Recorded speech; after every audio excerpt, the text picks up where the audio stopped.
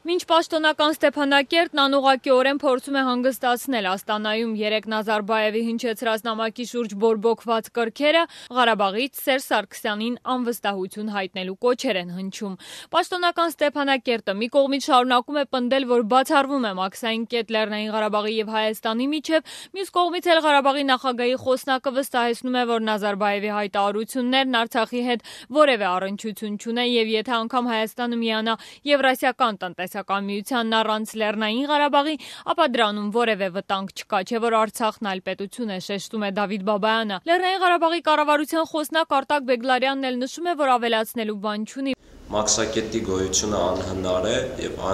անթույլատրելի է ՀՀ-ի եւ ԼՂՀ-ի սահմանին,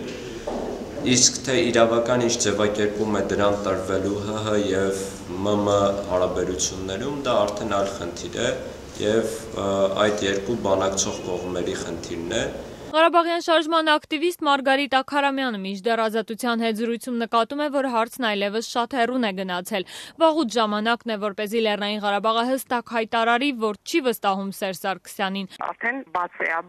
դրված է հարցը, վաճառում են Ղարաբաղը, թե չեն վաճառում են։ Հիմա հարցը դրված է, որ Հայաստանը հրաժարվում է Լեռնային Ղարաբաղից։ Այսինքն, եթե Հայաստանի նախագահը լռում է, ոչինչ չի ասում, ուրեմն նա հրաժարվում է Ղարաբաղից։ Շատ մեծ մտավախություն ունեմ, որ եթե վաղը Բակո Սահակյանին կանչեն, ինքը նույն պահվածքը այնտեղ կդրսևորի։ Քարվաճառում բնակվող քաղաքացիական ակտիվիստ Ալեքսանդր Քանանյանն ասում է, որ առնվազն անլուրջ է գնահատում պաշտոնական Ստեփանակերտի վերջին օրերի պահվածքը։ Նրա կարծիքով վերջին շրջանում Ղարաբաղի շուրջ տեղի ունեցող զարգացումների դեմը կարող է առնել միայն Ղարաբաղի հանրություն արտահայտելով իր սկզբունքային դիրքորոշումը հարցի վերաբերյալ։ Սկզբունքային դիրքորոշումը լստից շատ պարզ է,